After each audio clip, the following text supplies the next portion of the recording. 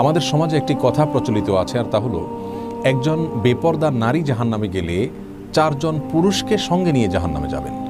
আর সেই 4 জন পুরুষ হলেন ওই নারীর বাবা, তার স্বামী, তার বড় ছেলে এবং বড় ভাই। আজ আমরা জানার চেষ্টা করব যে কোরআন অথবা হাদিসে এরকম কোনো কথা সত্যি বর্ণিত হয়েছে কিনা।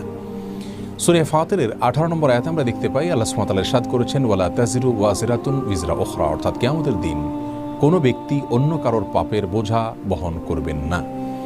সূরা নাজমের একটি আয়াতে আল্লাহ সুবহানাহু ওয়া তাআলা ইরশাদ করেছেন, ওয়া আল্লাইসা লিল ইনসানি ইল্লা মা সা, অর্থাৎ একজন ব্যক্তি যা করবেন সেটাই শুধুমাত্র তার উপরে বর্তাবে। আর তিরমিজির একটি বর্ণনা আমরা দেখতে পাই, রাসূল করিম সাল্লাল্লাহু আলাইহি ওয়াসাল্লাম ইরশাদ করেছেন, আলা লা ইয়াজনি জানিন ইল্লা আলা নাফসি, আলা লা ইয়াজনি জান আলা ওয়ালাদিহি ওয়ালা মাউলুদুন আলা ওয়ালিদিহি, যার অর্থ হলো কোনো ব্যক্তি পাপ করলে সে পাপটা তাকেই শুধুমাত্র পাবে, অন্য কাউকে পাবে না। কারোর পাপের বোঝা তার সন্তানরা বহন করতে হবে না, আর কোনো সন্তান